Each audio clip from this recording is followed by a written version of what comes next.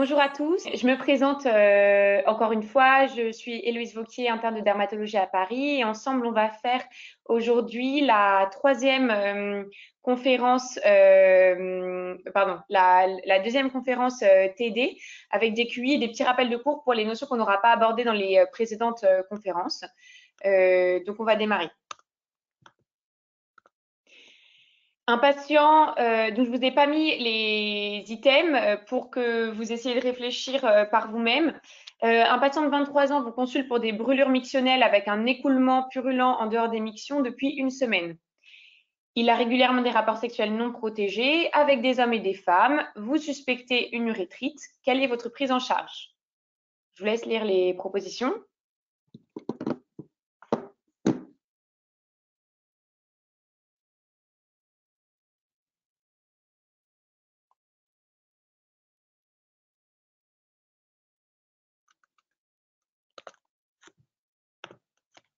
Donc là, toutes les réponses étaient justes. Donc devant une urétrite avec un écoulement purulent, il faut faire un prélèvement de l'écoulement urétral. Sinon, on pourrait faire un ECBU sur les urines du premier jet. Sur cet écoulement urétral, on va faire les PCR, gonocoque et chlamydia. Et on va aussi les faire sur les prélèvements pharyngés et anal quand on a un risque d'avoir des rapports oraux-anaux, notamment s'il a des rapports sexuels avec des hommes et des femmes. Une culture sur gelée au chocolat pour le gonocoque et un examen direct pour le gonocoque également. Et donc, comment on traite cette urétrite? On va traiter, on a un écoulement purulent. Donc, la première hypothèse, c'est que ça soit une urétrite à gonocoque. On va traiter comme une urétrite à gonocoque avec ceftriaxone 1 gramme, dose unique.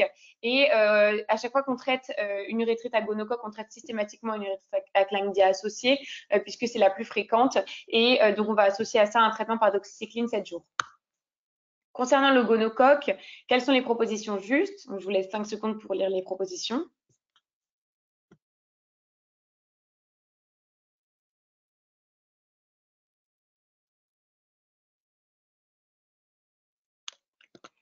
Donc, le gonocoque, c'est pas la première cause d'IST bactérienne dans les pays industrialisés. La première cause, c'est le chlamydia. En revanche, oui, il s'agit d'un diplocoque encapsulé gram négatif avec un portage pharyngé asymptomatique fréquent.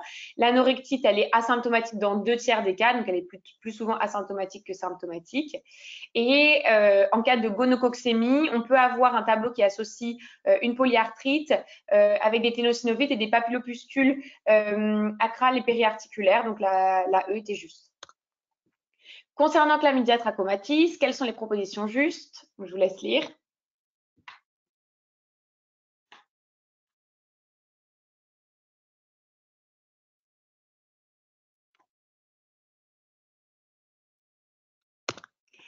Donc, les sérotypes L1, L2, L3, ils sont plutôt responsables de la lymphogranulomatose vénérienne qui se manifeste par le plus souvent donc soit une ulcération génitale associée à une grosse adénopathie ou une anorectite.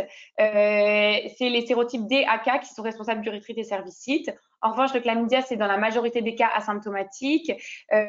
Parfois, peut se compliquer d'une périhépatite, donc se manifester par des douleurs intenses de l'hypochondre droit.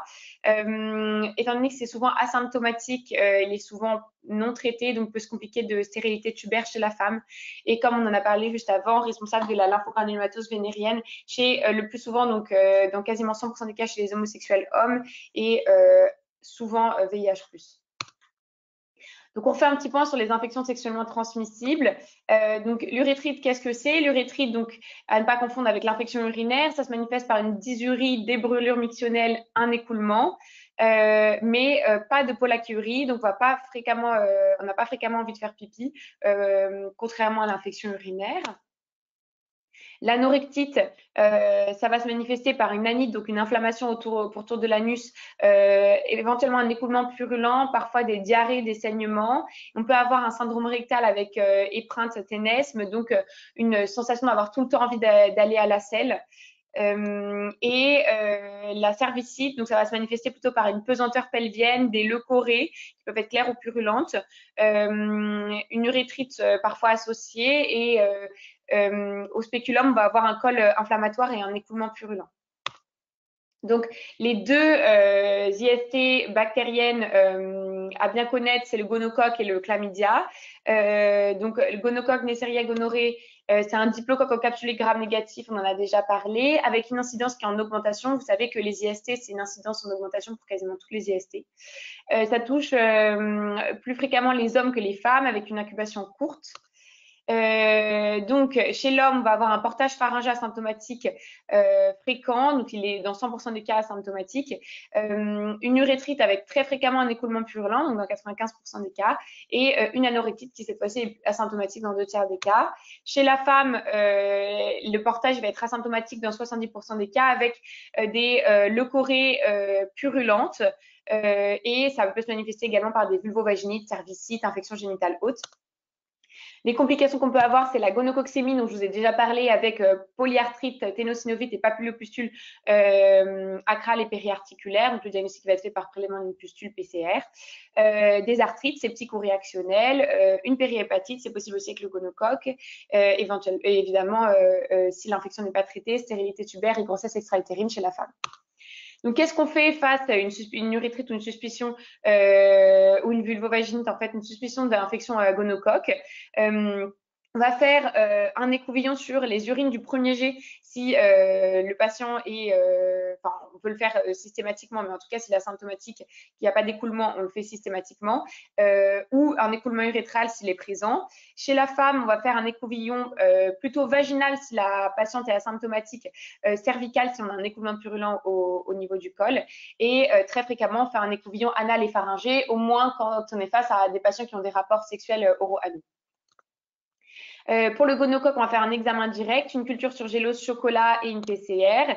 Et le traitement, c'est ceftriaxone 1 g intramusculaire dose unique avec un traitement anti-chlamydia systématique, puisque je vous ai dit que c'était déjà l'IST bactérienne la plus fréquente et en plus qui peut parfois se manifester par un écoulement purulent. Donc, face à toute urétrite, on traite par ceftriaxone et doxy.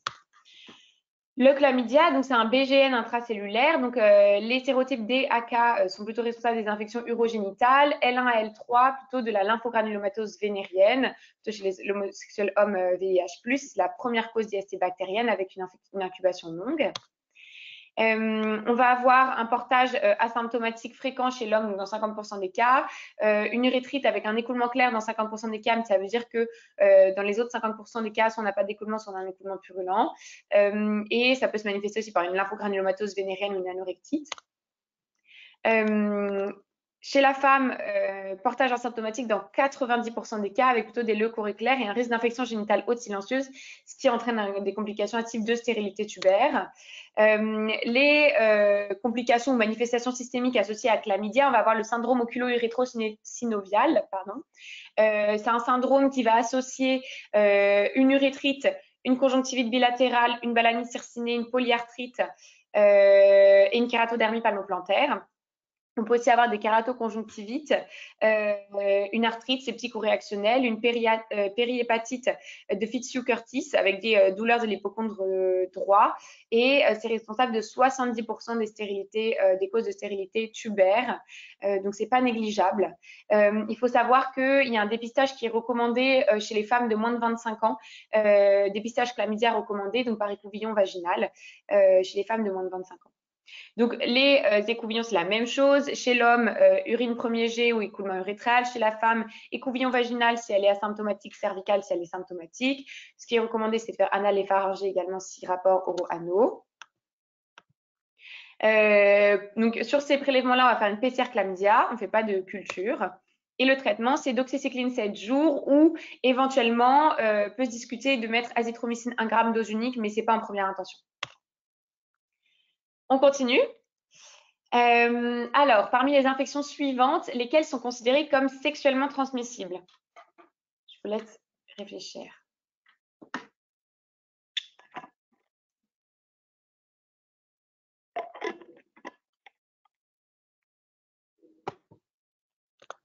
Donc, l'hépatite C, bah oui, évidemment. Le trichomonas vaginalis également. L'herpès simplex type 2, bien sûr. Et la gale, c'est une IST, je vous rappelle. En revanche, Mycoplasma pneumoniae, c'est une infection respiratoire. Il ne faut pas confondre avec Mycoplasma genitalium, qui est responsable d'IST également. Devant toute ulcération génitale, quelles sont les 2 causes à évoquer systématiquement en première intention? Donc ça, il faut que ça soit sous-cortical.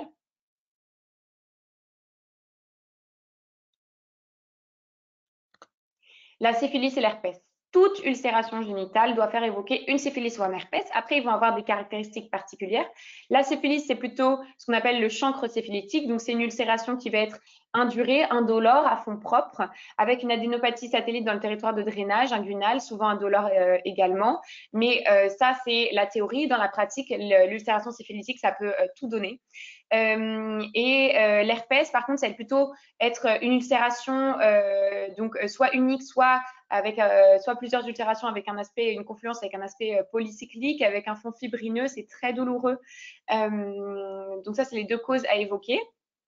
Comment on va faire? Donc, on va faire une sérosyphilis et une PCR HSV sur écouvillon des lésions devant toute ulcération génitale.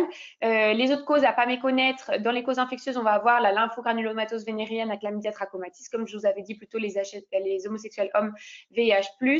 Le chancre mou à hémophilus du Cray, donc plutôt dans les populations d'Afrique, avec une ulcération qui est très douloureuse à fond sale et une adénopathie dans le territoire de drainage. Et la donovanose à Klebsiella granulomatis, donc une ulcération cette fois-ci qui est plutôt indolore, pareil, population africaine, ou après retour de voyage également.